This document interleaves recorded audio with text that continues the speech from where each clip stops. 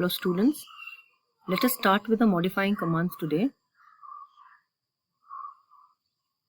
You can see on the screen, on the ribbon on the top in the graphical user interface of AutoCAD 2020, there are numerous modifying commands: move, copy, stretch, rotate, mirror, scale, trim, fillet, array, erase, explode and offset. So you need to know these commands to work with your drawings. Okay, so let us start with the move command. I click on move. Okay, first I have to have an object. I'll draw a simple rectangle without measurements. I've simply drawn it right now, and you can see this is one object. If I click anywhere on this, the entire object gets selected, versus another drawing. If I take a line and I keep drawing like this, okay, whichever way I want. If I draw a rectangle like this, then this is made up of 4 objects because these are all lines, but this is a single the other one is a single object, right? So I'll just tell you about the explode command first. It's this one here. You want to break this object into parts. That's the use of the explode command. So you click on this explode and it will ask you to select objects. I select this object, and you click on one point, the entire object gets selected because it's one single object. Versus the other one, if I say explode and I go to this one, you can't explode this drawing because it is made up of 4 objects, and if you click on it, only the line gets selected. And I mean, it will not get selected because it's not meant for explosion, but this is meant for explosion because it is one object and it can be broken down into parts. So I escape to come out of all the commands. Now I go on explode, select objects here, right click, and it's done. That's all. So now you click on it. See, it's made up of 4 parts. Right? That's the use of explode command. Just in case you have already drawn a rectangle, but you want to move one of them. You don't want one side. Let's say I can delete it, but I can't do that if it is a rectangle. I have to break it into parts and then I can move one of the parts or whatever. All right, that's the use of it. When you do the drawings, you'll realize when you will need this command. Let us now move to the move command. It moves the objects to a specified distance in a specified direction. Okay, so I say move and I select the object to move. Now how do I select objects? This has been told to you in the process of erasing in the last class. So if I have to move, I select the object. I can either click on the object like this, okay, and then right click, that means enter. Then I can specify any point. It is asking me, you can see in the command line down there, it is saying specify base point. So I specify, let's say, the end point, and I start moving this object to wherever I want it.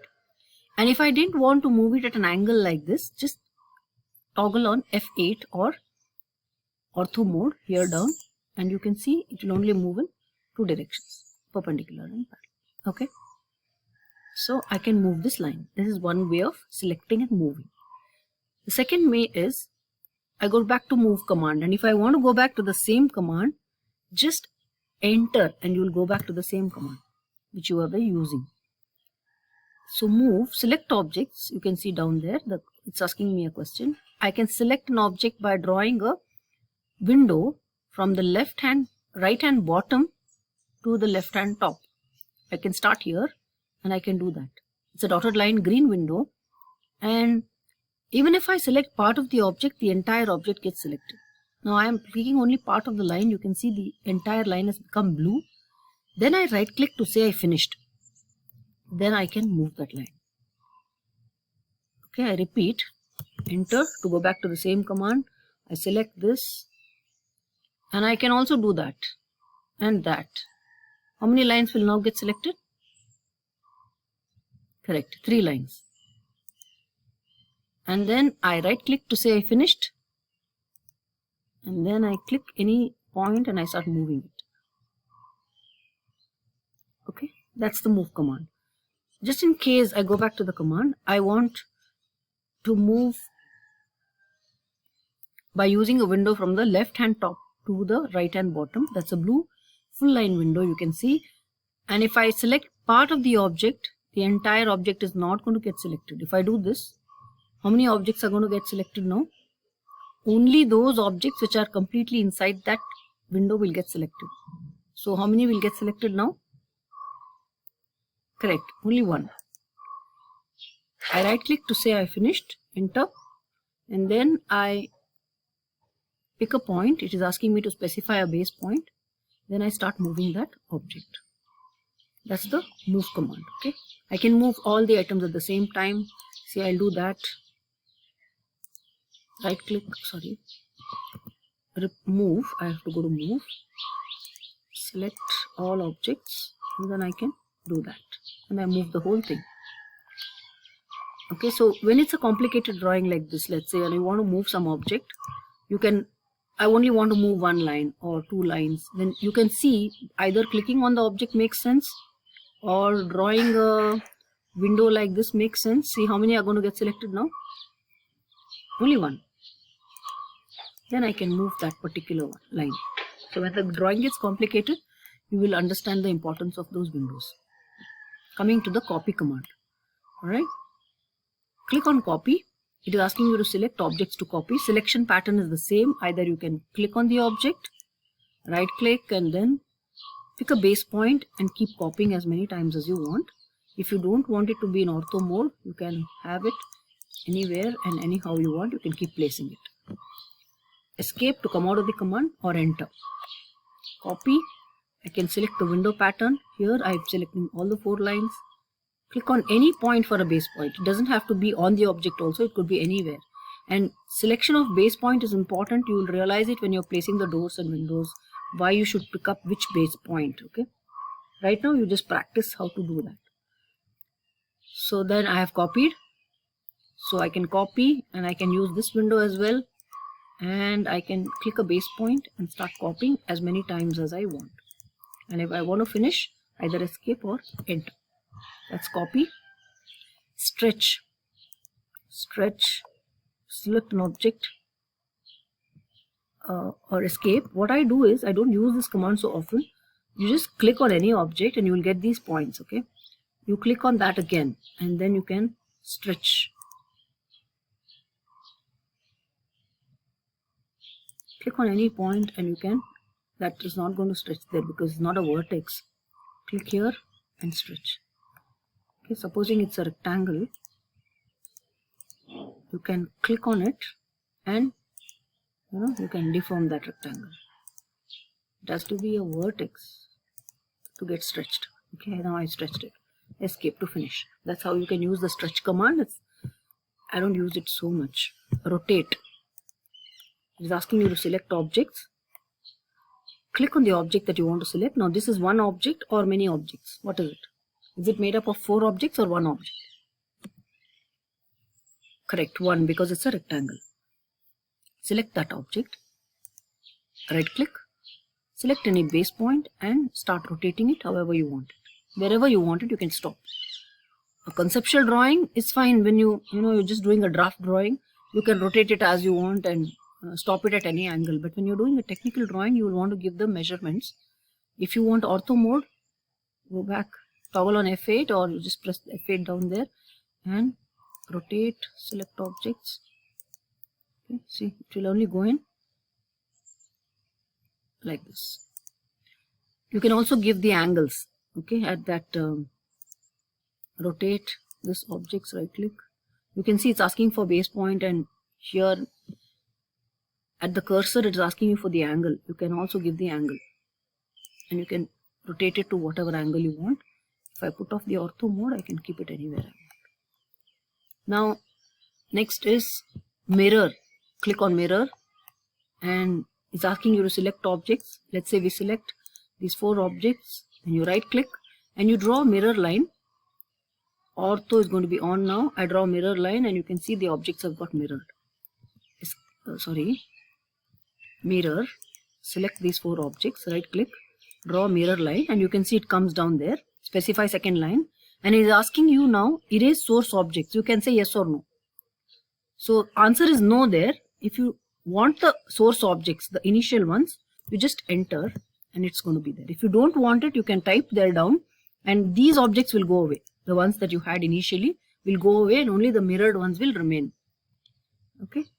So I can mirror this thing like this, or I can mirror all this with a mirror line horizontal, or I can mirror all this at any angle I want, and I put off the ortho mode and I can draw a mirror line like this also. It will get mirrored. Enter. Okay, so that is mirror. It will help you when the plan is symmetrical. You can draw center axis and you can just mirror it. For example, in the wall footing in foundation, you can draw half the drawing and then you can just mirror it to the other side. So you should understand that AutoCAD is going to be a very quick method of doing the drawing. You can do parts of the drawing, copy, repeat, cut, etc. So you should not think the way you think on paper. You should think of the shortcuts and how you can do the drawing quickly. Scale. I just have a rectangle here, right? And we will scale it. Scale. Select objects. I will select this entire object, right click, click on a base point, and if I give a scale of 2, it's asking for a specified scale. I type 2 and enter. You can see the rectangle has doubled. I can give any scale, 2.5, 1.3, whatever. And if I give it as a fraction below 1, then it becomes smaller. So if I scale and select objects, this one, right click, base point, and if I say 0.5, okay, 0.5, it's come back to half the scale. Again, repeat the same command. I can just enter, select objects, right click, and I give a base point and I say 0.5. It will become half of that. Okay, that's the use of the scale command. Now trim command. I will just draw 2 lines like this, and let's assume that I want to remove this part of the line which is extra. This is an important command and we keep using it very often. So trim and select objects. I want to select both the lines. Instead of going close to the 2 lines and picking them up, I will just draw a rectangle and right click. So both of them are selected. Now it's asking me to trim. What is it that you want to trim? I just click on the part that I don't want and enter. Okay. So again, trim, right click, and I say I don't want this part, I can remove it. So whatever the extra edges, sometimes we make mistakes and we find that there is some extra lines and we want to remove it. That particular segment which you want to remove will be intersecting with another one, and you have to select both those objects. If you are in confusion, it doesn't matter. You just select all of them. It doesn't, it doesn't harm. Like trim, I simply select all of these. Right click. Oh, there's nothing to trim. Oh, okay, there's here. 2 lines have to intersect to trim. So I can trim this and I can trim this. Right click, enter. I have selected a whole lot of them, but it doesn't matter. It will not make a difference. If your drawing is very complicated and you're a little worried, don't do it. But I usually do that because I can't sit and zoom on that and click. Right click. I remove this piece and I can remove this piece. Right click, enter. Okay. So you should learn to zoom in and out. In an AutoCAD session, you will definitely require a mouse with a scroll in the center. So you should all the time zoom and work. Don't work like this. You will go wrong because you will feel that it is actually joined. You can see this point. Okay, let me draw it a little more closer. You will feel that, oh, it's almost met. So just go back and you will feel that this point is also almost met.